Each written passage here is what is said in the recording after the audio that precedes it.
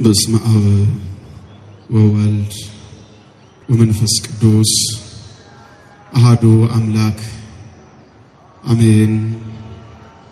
አምላካችን ቅዱስ እግዚአብሔር ስሙ ለዘላለም የተመሰገነ ይሁን። ክርስቶስ ተንሥአ እሙታን አሰሮ ለሰይጣን ሰላም ሆነ። የሞትን ስልጣን ከሕይወታችን ያጠፋ ልጅነትንም የሰጠን የአባቶቻችን አምላክ ቅዱስ እግዚአብሔር ስሙ ለዘላለም የተመሰገነ ይሁን። የሚበላውን ሕይወት እንጀራ ያገኘንባት የሚጠጣውን ሕይወት ውሃ የሰጠችን የባህሪያችን መመኪያ የጽድቃችን አክሊል የንጽህናችን መሰረት የእናታችን የቅድስት ድንግል ማርያም ስም ለዘላለም የተመሰገነ ይሁን። የአባቶቻችን ረድኤትና በረከት በሁላችን ላይ ይደርብን። እግዚአብሔር እንደረዳን ለተወሰነ ደቂቃ የእግዚአብሔርን ድምጽ እንሰማለን። እንግዲህ ከወቅቱ ጋር ከጊዜው ጋር አገናኝተን እግዚአብሔር ያስተምረናል ማለት ነው። በሉቃስ ወንጌል ምዕራፍ 24 ቁጥር 52 ላይ ወእሙንቱሰ ሰገዱ ሎቱ ወተሰውጡ ኢየሩሳሌም በአቢይ ፍስሐ፣ እነርሱም ሰገዱለትና በብዙ ደስታ ወደ ኢየሩሳሌም ተመለሱ ይላል። ወንጌላዊ ሉቃስ በ24ኛው ምዕራፍ ቁጥር 52 ላይ የተናገረው ቃል ነው። እነርሱም ሰገዱለትና ደስ እያላቸው ወደ ኢየሩሳሌም ተመለሱ ይላል። የዚህ የመጽሐፍ ቅዱስ ክፍል ዋነኛ ዓላማ ቅዱሳን ሐዋርያት ጌታችን ኢየሱስ ክርስቶስ የመጣበትን ዓላማ ፈጽሞ ወደ ሰማይ ሲያርግ በሐዋርያት ሕይወት ውስጥ የነበረውን ነገር በውስጣቸው የተሰማቸውን ስሜት የገለጠበት ነው። እስከዚህ ቅዱሳን ሐዋርያት ጋር ጌታ በተለያየ ጊዜ እየተገለጠላቸው አብሯቸው ነበረ። የመጣበት ዓላማ ለመሞት ነው። እሱ ካልሞተ የዘላለም ሕይወት የለም። ስለዚህ በዚህ ዓለም ላይ ከመቤታችን ከቅድስት ድንግል ማርያም ከስጋዋ ስጋ ከነፍሷ ነፍስ ነስቶ ሰው ሆኖ የተወለደው ጌታ እኛን ለማዳን ከጨለማ ወደ ብርሃን ከኃጢአት ወደ ጽድቅ ከሞት ወደ ሕይወት ሊመልሰን የሁላችንን በደል በመስቀል ላይ ሊያጠፋልን እርሱ መከራን ተቀብሎ በመስቀል ላይ ተሰቀለ። በመስቀል ላይ ነፍሱን አሳልፎ ከሰጠ በኋላ በጊዜው የነበሩት ደጋግ ሰዎች ዮሴፍና ኒቆዲሞስ ገንዘው በመቃብር አስቀመጡት። እሱ እንደተናገረ በሶስተኛው ቀን የሞትን ስልጣን አሸንፎ በታላቅ ኃይልና ክብር ተነሳ። በትንሳኤው ሰዓት በኢየሩሳሌም ክርስቶስ ትንሳኤውን ስለገለጠ በከተማ ውስጥ ሁለት አይነት ወሬዎች ተገልጠው ነበር። የመጀመሪያው ወሬ ኢየሱስ ክርስቶስ ከሞት እንደተነሳ መቃብሩ ባዶ እንደሆነ እርሱን ይከተሉት በነበሩት በደቀ መዛሙርቱና እርሱን በፍቅር ያገለግሉት በነበሩት በቅዱሳት አንስት የተገለጠው ነው። ሁለተኛው ደግሞ አይሁድ ያስነሱት ወሬ ነው። ይሄኛው ወሬ ሌሊትኛ ተኝተን ሳለን ደቀ መዛሙርቱ ሰርቀው ወሰዱት ብለው በኢየሩሳሌም የተወራው ሐሰተኛ ወሬ ነው። ሁሉ ጊዜ በዚህ ዓለም ላይ ክፉ ወሬ ሰዎችን ያውካቸዋል። ለክርስትና ዋነኛው እንቅፋት ክፉ ወሬ ነው። ክርስቲያን ራሱን እግዚአብሔርን ከመስማት ህሊናውን ለቅዱስ ወንጌል ከማስገዛት በስተቀር ለክፉ ወሬ ራሱን አሳልፎ የሚሰጥ ሰው ከእግዚአብሔር መንግስት ይርቃል። ክፉ ወሬ ክርስቲያኖችን መንገዳቸውን እንዲያቋርጡ ያደርጋቸዋል። ይሄ ክፉ ወሬ በመነሳቱ ምክንያት የክርስቶስ ደቀ መዛሙርት ከተማውን ሁሉ እየለቀቁ ሸሽተው ነበር። በጊዜው ብዙዎቹ የተነሱ ወደ ተለያየ ስራ አሳጥማጁ ወደ አሳጥማጅነቱ ከከተማ ውጭ አምነው የመጡት ወደ ከተማ ውጪ በፍርሃት ተይዘው የአይሁድን ክፉ ወሬ ሰምተው ባላረጋገጡት ነገር እውነት ባልሆነ ነገር ተይዘው ሁሉም ወደ ቀደመ ግብራቸው ተመልሰው ነበር። ዛሬም እንዲሁ ነው። በሕይወታችን እግዚአብሔር ከሚለን የተስፋ ቃሉ ከሚነግረን ይልቅ ለዚህ ዓለም ወሬ ጆሮአችንን የምንሰጥ የእግዚአብሔር ያልሆነውን የምንሰማ መታደግ ማዳን ከሚችለው ከእግዚአብሔር ይልቅ የጨለማውን ገዢ ወሬ እየሰማን ራሳችንን በኃጢአት በክፉ ነገር በዓለም ሥራ ውስጥ የምናጠላልፍ በጣም ብዙዎች ነን። የእግዚአብሔር ልጆች የጠራን እግዚአብሔር የመረጠን እግዚአብሔር በስሙ የታመንለት እግዚአብሔር ራሱን ለሞት አሳልፎ ሰጥቶ ነው እኛን ልጆቹ ያደረገን። ከክርስቶስ እቅፍ ውስጥ በራሳችን ፈቃድ ወጥተን ካልሄድን በስተቀር የዚህ ዓለም ሐሳብ ፈጽሞ ሊለየን አይችልም። ለዚህ ነው ጌታ በዚህ በዮሐንስ ወንጌል ምዕራፍ 6 ቁጥር 39 ላይ ሲናገር ለዘመጻሐቤ ኢይሰድዶ ወኢያወጽኦ አፍአይላ ወደኔ የመጣውን ወደ ውጭ ሊያወጣው የሚችል ማንም የለም ይላል። ማንም ከክርስቶስ ክንድ ላይ ከሱ እቅፍ ከሱ ፈቃድ ራሳችንን ካለየን በስተቀር ማንም ቢሆን ምንም አይነት ስጋዊ አካል ምድራዊ ኃይል ክርስቲያኖችን ማሸነፍ አይችልም። እኛ ክርስቶስ ዋጋ የከፈለልን ስለኛ መስቀል የተተከለልን መለኮታዊ ደም የፈሰሰልን በከበረ ደሙ ፈሳሽነት ከኃጢአት ማሰሪያ ከዲያብሎስ እስራት ነፃ የወጣን የእግዚአብሔር ልጆች ነን እኛ። ስለዚህ ከዚህ ዓለም ሐሳብ ራሳችንን መለየት፣ ከክፉ ወሬ ራሳችንን መለየት፣ ከሐሰተኛ ነገር ራሳችንን መለየት ያስፈልጋል። በኢየሩሳሌም የተነሳ ወሬ ትልልቆቹን ሐዋርያት ሳይቀር ፈትኗቸው ነበር። ስለዚህ ጌታ እየተገለጠላቸው ያጽናናቸው ነበር፣ አብሯቸው ነበር። አሁን ልባቸው ከረጋ በኋላ በዚህ በሉቃስ ወንጌል ላይ እንደተነገረው ያ ከዓለም ለይቶ የጠራቸው ከተለያየ ሥራ ላይ የለያቸው ለሰማይ መንግሥት ለክብሩ ያበቃቸው ታላላቅ ስልጣንን የሰጣቸው የአደባባይ ሰው ያደረጋቸው ከውርደት ቦታ ነፃ ያወጣቸው ጌታ ወደ ሰማይ ሲያርግ አዩትና ደስ እያላቸው ወደ ኢየሩሳሌም ተመለሱ ነው የሚለው። ይህንን ነገር በሚገባ የገለጠው ወንጌላዊ ሉቃስ በጊዜው ይህንን ታሪክ ለጻፈለት ሰው ቴዎፍሎስ ለሚባለው ሰው የገለጠውን ነገር ባጭሩ እንመልከተው።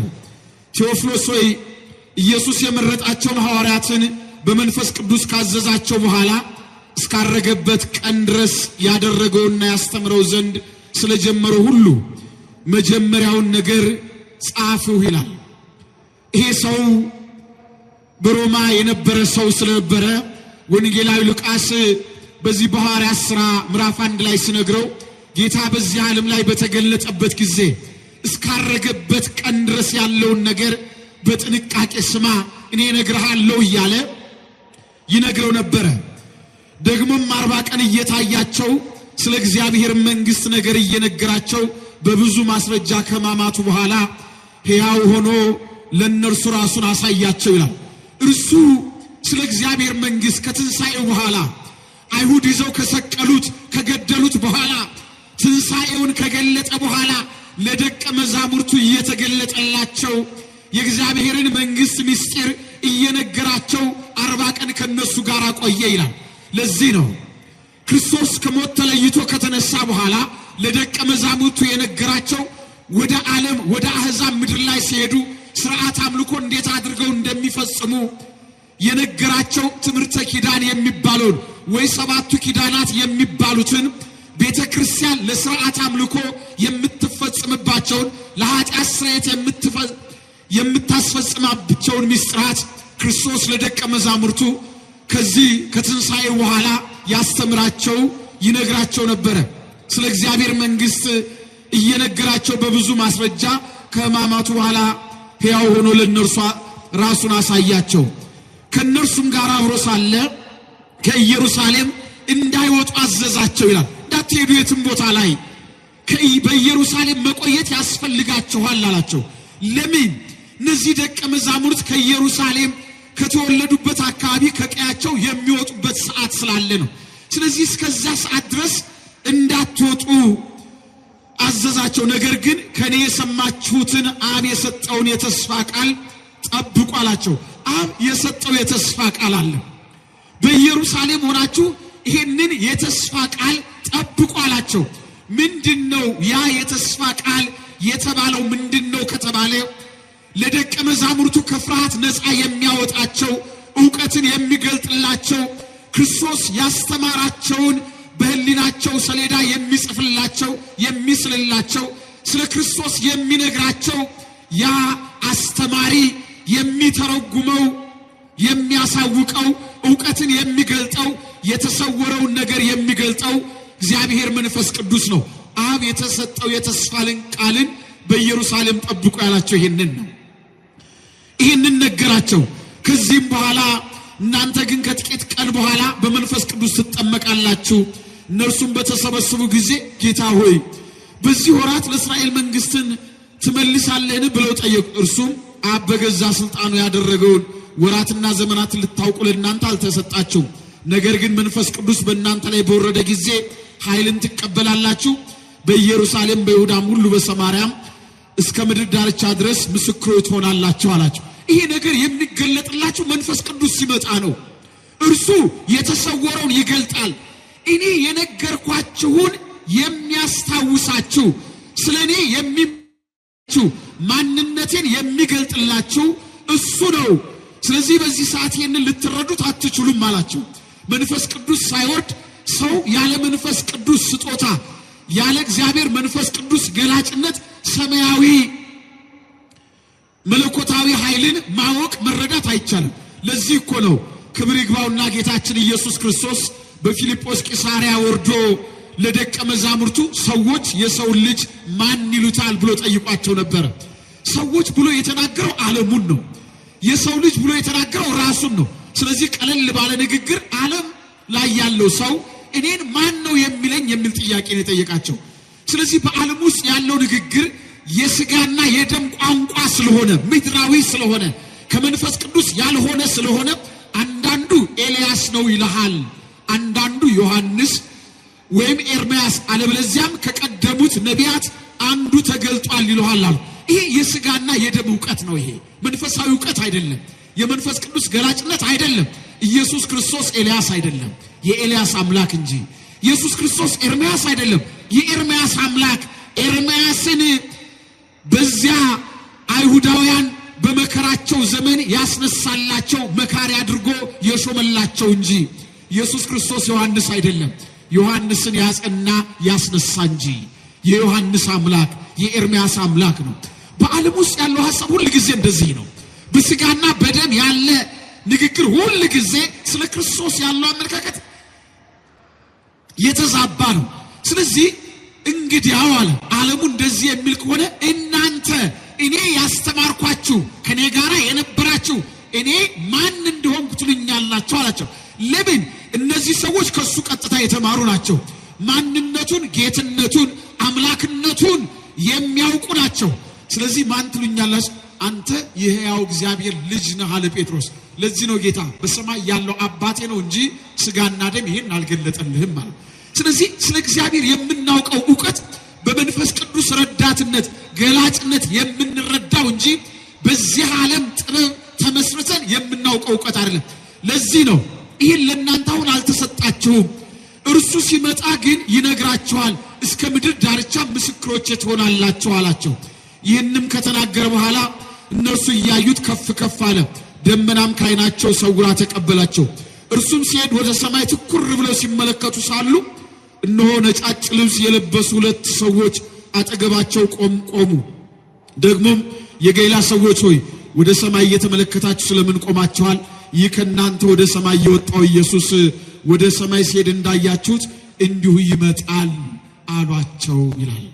ይሄ ነው ቃሉ። እንግዲህ አሁን እንደዚህ ካሏቸው በኋላ መላእክት እነዚህ ነጫጭ ለበሱት ቅዱሳን መላእክት ይሄንን ለነዚህ ለደቀመ ከነገሯቸው በኋላ ያን ጊዜ ወተሰውጡ ኢየሩሳሌም ወደ ኢየሩሳሌም ደስ እያላቸው በታላቅ ደስታ ተመለሱ ይላል። ይኸውላችሁ በዚህ እግዚአብሔር ቃል ውስጥ የምንመለከተው ነገር አለ። የመጀመሪያው ነገር ደቀ መዛሙርቱ በክፉ ወሬ ታውቀው ፈርተው ነው የኖሩት። ሁለተኛ ነገር ጌታ እነዚህን ሰዎች ከተለያየ ቦታ ነው የጠራቸው። ከአሳ አጥማጅነት ቦታ፣ ከቀራጭነት ቦታ፣ ከተለያየ ቦታ ላይ ሰብስቦ የአደባባይ ሰው አድርጓቸዋል። አይሁድ ከኛ ሌላ ታላቅ የለም በሚሉበት ቦታ ኢየሱስ ክርስቶስ የገሊላ አጥማጆችን በኑሯቸው ዝቅተኛ የነበሩትን ሰዎች ወደ አደባባይ ወደ ክብር አምጥቷቸዋል።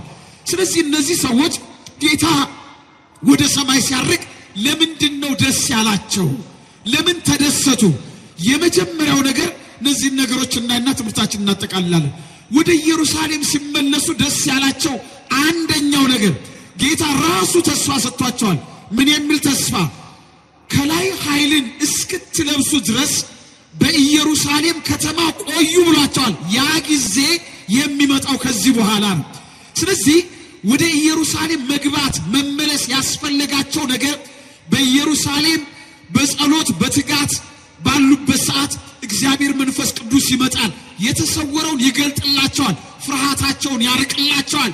በምድር ዳርቻ ሁሉ ለጠበቃቸው፣ ላዳናቸው፣ ለሰበሰባቸው፣ ላስተማራቸው ጌታ ዓለም ከኃጢአት ባርነት ነፃ እንዲወጣ ምስክሮች እንዲሆኑ የሚያጸናቸው የሚያበረታቸው እግዚአብሔር መንፈስ ቅዱስ ስለሚመጣ ወደ ኢየሩሳሌም ተመለሱ ይላል። እንዳትወጡ ስላላቸው የእግዚአብሔር ልጆች ሰው በሕይወቱ ውስጥ መንፈስ ቅዱስን መቀበል የሚችለው በሥርዓት አምልኮ እግዚአብሔርን እያመለከ እየጸለየ እያስቀደሰ ኃጢአቱን እየተናዘዘ ስጋውን እየበላ ደሙን እየጠጣ ሲኖር አለበለዚያ መንፈስ ቅዱስ መቃኘት አይቻልም። ምክንያቱም ሰው የክርስቶስ ሲሆን ከዓለም ሐሳብ መለየት ያስፈልጋል። ከዓለም ከጨለማ ኑሮ ስንለይ ደግሞ እግዚአብሔር መንፈስ ቅዱስ በሕይወታችን ያድራል። ያን ጊዜ አዋቂዎች አስተዋዮች እንሆናለን። የመንፈስ ቅዱስ በሕይወታችን ውስጥ ሲኖር የተሰወረውን ይገልጥልናል። ጨለማውን አይምሮአችንን ብሩህ ያደርገዋል። በዚህ ዓለም ላይ ስንኖር ሰማያዊ ነገርን መረዳት እንችላለን። ሐዋርያት ወደ ኢየሩሳሌም ደስ እያላቸው የተመለሱት ይሄ ተስፋ ስለተሰጣቸው ነው። ሁለተኛ ነገር ጌታ ያላቸው እኔ ብሄድ ይሻላችኋል ብሎ አስተምሯቸዋል። እኔ ካልሄድኩ አጽናኙ ወደ እናንተ አይመጣም። እርሱ ሲመጣ እርሱ በተገለጠ ጊዜ እኔ የነገርኳችሁን ነገር ሁሉ ይነግራችኋል፣ ያስተምራችኋል፣ ያስታውሳችኋል። ያን ጊዜ ምስክሮች ትሆናላችሁ። ሙሉ ሰው የሚሆኑት ስለ ክርስቶስ በትክክል መናገር የሚችሉት የተማሩት ትምህርት ዕውቀት ሆኖ በሕይወታቸው የሚሰርጸው በአሕዛብ መካከል ሲያስተምሩ አሕዛብ ለቃላቸው ለትምህርታቸው ታዛዦች የሚሆኑት መንፈስ ቅዱስ በእነሱ ላይ ሲያድር ነው። ስለዚህ ይሄ ተስፋ ስለተሰጣቸው በጣም ደስ ብሏቸዋል። ምክንያቱም የሚያጽናናው በመከራቸው የሚያጸናቸው ደግሞም በመከራ ያጽናና ከኃጢአት ነፃ የሚያወጣው ደግሞም የሚያስተምረው ደግሞም የሚተረጉመው ደግሞም የሚቀድሰው እግዚአብሔር መንፈስ ቅዱስ የሚመጣው ክርስቶስ ወደ ሰማይ ካረገ በኋላ እኔ ብሄድ ይሻላችኋል ስላላቸው ይህንን ቃል እያሰቡ ወደ ኢየሩሳሌም ደስ እያላቸው ተመለሱ ይላል። ሁለተኛው ነገር የመንፈስ ቅዱስን መውረድ እያሰቡ ስለሆነ ነው። እሱ ሲሄድ መንፈስ ቅዱስ ይመጣል ብለው ስላሰቡ ነው። ሶስተኛው ነገር ደስ ያላቸው ነገር ሲያስተምራቸው እናንተ እኔ እስከ ዓለም ፍጻሜ ድረስ ከናንተ ጋር ነኝ ብሏቸዋል። እሱ ወደ ሰማይ ቢያርግም ከነሱ ግን የሚለይ አይደለም። አብራቸው ይሰራል። በአሕዛብ መካከል እንዲጸኑ እንዲበረቱ ያደርጋቸዋል። ስለዚህ ለዘላለም አድሮባቸው ይኖራል። እነሱ የክርስቶስ ማደሪያዎች ናቸው። ሰው ከኃጢአት ሲለይ ሰው በጸሎት ሲጸና ስጋውና ደሙን ሲቀበል የክርስቶስ ማደሪያ ነው የሚሆነው። እግዚአብሔር የሱ የሆኑትን የሚተው አምላክ አይደለም። ስለዚህ በማቴዎስ ወንጌል ምዕራፍ 28 ቁጥር 19 ላይ ከፀሐይ መውጫ እስከ መግቢያው ምስክሮች ትሆናላችሁ፣ አሕዛብን ሁሉ በአብ በወልድ በመንፈስ ቅዱስ ስም እያጠመቃችኋቸው የነገርኳችሁን ሁሉ እንዲፈጽሙ እያዘዛችኋቸው ደቀ መዛሙርቴ አድርጓቸው፣ እኔ እስከ ዓለም ፍጻሜ ድረስ ከናንተ ጋር ነኝ ብሏቸዋል። ስለዚህ ይሄ ቃል ስላላቸው ክርስቶስ ወደ ሰማይ ቢያርግም ከነሱ እንደማይለይ ስላሰቡ ደስ አላቸው። የእግዚአብሔር ልጆች እግዚአብሔር ሁሉ ጊዜ ከኛ ጋር ነው። አብረን ፈቃዱን ስናደርግ ለወንጌል ሕይወት ስንታዘዝ ከኃጢአት ባርነት ነፃ ስንወጣ ከጥርጥር ከክፋት ከዚህ ዓለም አሰራር ነፃ ስንወጣ እግዚአብሔር ከልጆቹ አይለይም። ለዚህ ነው ነብዩ ምን ብሎ ተናግሯል? ወኢይገድፎሙ እግዚአብሔር እግዚአብሔር ሕዝቡን ለዘላለም አይጥላቸውም ብሎ ተናግሯል። እግዚአብሔር የሚጥል አምላክ አይደለም። እግዚአብሔር አይጥለንም። ስለዚህ የማይጥል አምላክ ክንዱ ብርቱ የሆነ አምላክ በዚህ ዓለም ላይ ዓለም ሰይፍ ሲያነሳ ዓለም በቤተ ክርስቲያን ላይ ስደት ሲያስነሳ በክንዱ የሚደግፈን አምላካችን እግዚአብሔር ስሙ የተመሰገነ ይሁን። እግዚአብሔር ከኛ ጋር ነው ያለው። ስለዚህ ደቀ መዛሙርቱ እስከ ዓለም ፍጻሜ ከናንተ ጋር ነኝ ስላላቸው ደስ አላቸው። ወደ ሰማይ ቢያርግም የሰበሰባቸው ጌታ፣ አብሯቸው እንጀራ የበላ ጌታ፣ አብሯቸው ያድር የነበረ ጌታ ወደ ሰማይ ሲያርግ አልከፋቸውም፣ አልለያችሁም ስላላቸው። ሌላው ለምንድነው ደቀ መዛሙርቱ ወደ ኢየሩሳሌም ጌታ ሲያርግ ደስ እያላቸው ተመለሱ የሚለው? መላእክት ምን ብሏቸዋል? እናንተ የገሊላ ሰዎች ሆይ ወደ ሰማይ ትኩር ብላችሁ እየተመለከታችሁ ስለምን ቆማችኋል? በዚህ እነሆ ይህ ወደ ሰማይ ሲወጣ ያያችሁት ኢየሱስ ተመልሶ ይመጣል ብሏቸዋል። አያችሁ?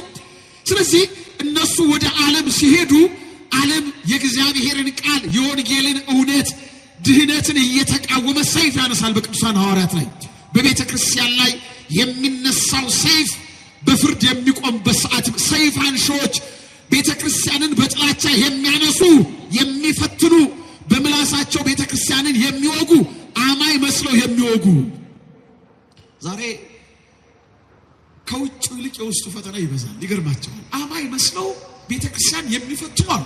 ተቆርቋሪ መስለው ካህንና ምእመንን የሚለያዩ አባትና ልጅን የሚለያዩ እውነተኞች የሚመስሉ ውሸተኞች ለምድራዊ ገንዘብ የሚኖሩ እንዲህ ያለ ህይወት ያላቸው አሉ። በየማህበራዊ ሚዲያው ላይ የሚጽፉ ለሃይማኖት ተቆርቋሪ መሳዮች፣ ውሸታሞች፣ የእግዚአብሔር ክብር የሌላቸው፣ ወደ ክርስቶስ መቅረብ ያቃታቸው፣ ፍቅር የሌላቸው፣ ሁሉ ጊዜ አባትና ልጅን የሚያጣሉ፣ መንጋው እንዲበተን የሚያደርጉ ዛሬማ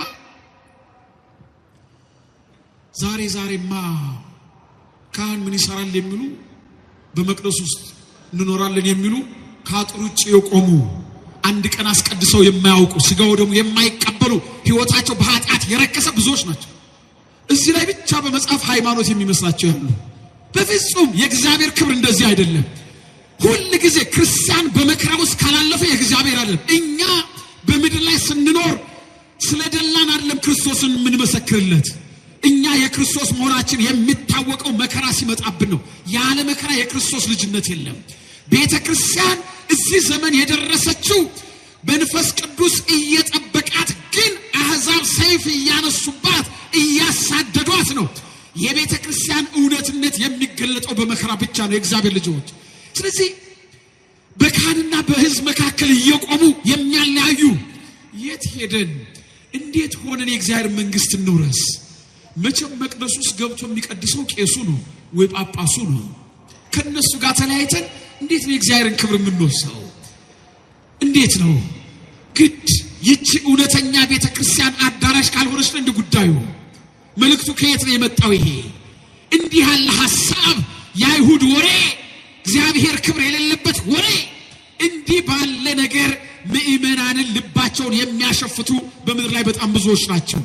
አንድ ነገር ግን እርግጠኛ ሆኖ እነዚያ የክርስቶስ ደቀ መዛሙርት የጠበቃቸው ጌታ፣ የጠራቸው ጌታ፣ የለያቸው ጌታ፣ አብሯቸው የነበረው ጌታ ከትንሣኤ በኋላ አይዟችሁ እኔ ነኝ፣ ለመንፈስ ስጋና ደም የለውም፣ ስጋና አጥንት የለውም፣ ይሄው እጄን ዳብሱ፣ የተወጋው ስለናንተ ነው፣ የተቸነከረው ና ቶማስ ጎኔን ዳብሰው፣ ጣትን ወደ ጎኔ ያስገባ፣ ጎኔ የተወጋው ላንተ ነው እያለ የተናገረ የባህሪ አምላክ ኢየሱስ ክርስቶስ ካጠገባቸው አብሯቸው የነበረው ጌታ ሲሄድ ልባቸው ሳያዝን ቀርቶ አይደለም፣ ግን ሌላ ተስፋ አለ። የምን ተስፋ?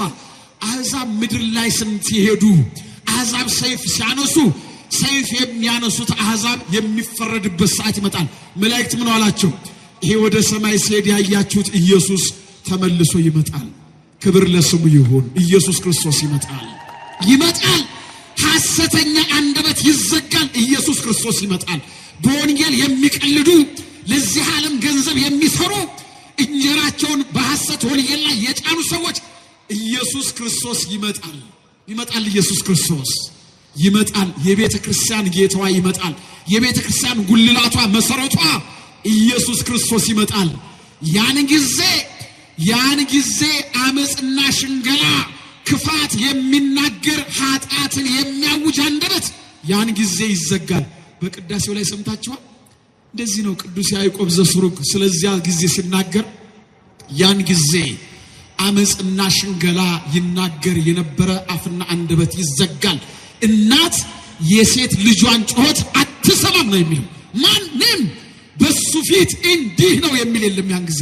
ለዚህ ነው ደቀ መዛሙርቱ ዓለም ስለ ክርስቶስ ሲመሰክሩ የወንጌልን እውነት ሲናገሩ ክርስቶስ በመስቀል ሞቶ ለዓለም ድህነት መስጠቱን በሱ የሚያምን የዘላለም ሕይወት እንደሚያገኝ ሲናገሩ ዓለም ሰይፍ ቢያነሳ እንኳን አስባችንን ጽድቃችንን የሚመልስልን አንገታችን ላይ ስለተቀመጠው ሰይፍ ሰውነታችን ላይ ስለነደደው እሳት ዋጋ የሚከፍልልን ጌታ ይመጣል ብለው መላእክት የነገሯቸውን ቃል አምነው ደስ እያላቸው ተመለሱ። አያቸው ኢየሱስ ክርስቶስ ወደ ሰማይ ይመጣል፣ ከኛ ጋራ ነው፣ ተመልሶ ይመጣል። ዓለም እኛ ላይ እንደቀለደ ሰይፍ እንዳነሳ ጥላቻን እንደዘራ አይቀርም። የቤተክርስቲያን መሪዋ፣ የቤተክርስቲያን መሰረቷ፣ የቤተክርስቲያን ጉልላቷ ኢየሱስ ክርስቶስ ይመጣል። ስሙ የተመሰገነ ይሁን። እዚህ ውስጥ ቀልደኞች ካላችሁ ቀልዳችሁን አቁሙ። በወንጌል አይቀለድም ወዳጄ። ሕይወት ነው ይሄ፣ ሕይወት ነው። ማንም ከስጋ ስራ የተነሳ ማንም ደካማ ሊሆን ይችላል። ስልጣንና ሹመት ግን ከሰማይ ካልሆነ ከሰው የለም። ማንም መርጠጅን አውጥተህ ቄስ ያረከው ሰው እዚህ የለም። በፍጹም የለም። የሾመው መሻር ይችላል፣ ያከበረው ማዋረድ ይችላል። ይውላችሁ ለዚህ ነው ጌታ በቅዱስ ወንጌል ስጋን መግደል የሚችሉትን አትፍሯቸው፣ ነገር ግን ነፍስንም ስጋንም በአንድ ጊዜ መቅጣት የሚችለውን እርሱን ፍሩት ይላል። ስሙ የተመሰገነ ይሁን። እሱ ይመጣል ኢየሱስ ክርስቶስ። ስለዚህ የእግዚአብሔር ልጆች ደቀ መዛሙርቱ ይህ ወደ ሰማይ ሲወጣ ያያችሁት ኢየሱስ ተመልሶ ይመጣል ብለው እነዚያ መላእክት ሲነግሯቸው ደስ እያላቸው ወደ ኢየሩሳሌም ተመለሱ። አምስተኛው ነገር ለምንድነው እንደዚህ የሆኑት? ደስ ያላቸው ለምንድነው ከተባለ ይሁላችሁ ኢየሱስ ክርስቶስ ያረገው በለበሰው ስጋ ነው። ያ መካከላቸው የቆመ በግርግም የተወለደ ከድንግል ማርያም በነሳው ስጋ የዚህ ዓለም ነገር ሳይዘው የመሬት ስበት ሳይበግረው ያ የድንግል ማርያም ስጋ በአብ ቀኝ ይቀመጥ ዘንድ ወደ ሰማይ አረገ። እግዚአብሔር የተመሰገነ ይሁን። ስለዚህ በአብ ቀኝ ይቀመጥ ዘንድ በክብሩ ወደ ዘላለማዊ ክብሩ ተቀመጠ፣ ወደ ሰማይ ወጣ። ነብዩ እንደተናገረ አርገ እግዚአብሔር በይባቤ ወእግዚእነ በቃለ ቀርን ዘምሩ ለአምላክነ ዘምሩ ለንጉሥነ ዘምሩ ብለው አያችሁ። እግዚአብሔር በእልልታ በታላቅ ክብር ወደ ሰማይ አረገ። ወደ ሰማይ ላረገው ለእግዚአብሔር ዘምሩለት፣ እግዚአብሔርን አመስግኑት፣ እልል በሉለት ለእግዚአብሔር። ለምን ኃጢአት ተሸነፈ? ከእግዚአብሔር መንግሥት ተሰዶ የነበረ ስጋ በአብ ቀኝ ተቀመጠ። ከእግዚአብሔር መንግሥት ርቆ የነበረ ከበረ። ስለዚህ ለእግዚአብሔር ዘምሩ። እግዚአብሔር የተመሰገነ ይሁን። ስለዚህ ደቀ መዛሙርቱ ደስ አላቸው። ደስ እያላቸው ወደ ኢየሩሳሌም ተመለሱ። ወደ ኢየሩሳሌም የሚመለሳቸው ምስጢር ጠብቁ። እዛ ሌላ ስጦታ አለ። መንፈስ ቅዱስ። ከሶስቱ አካል አንዱ አካል እግዚአብሔር መንፈስ ቅዱስ ይመጣል፣ ምስጢር ይገልጣል፣ ጨለማውን ይገልጣል፣ ኃጢአተኝነትን ያጠፋል፣ ያስተምራቸዋል፣ አይምሯቸውን ብሩህ ያደርጋል፣ ይቀድሳቸዋል።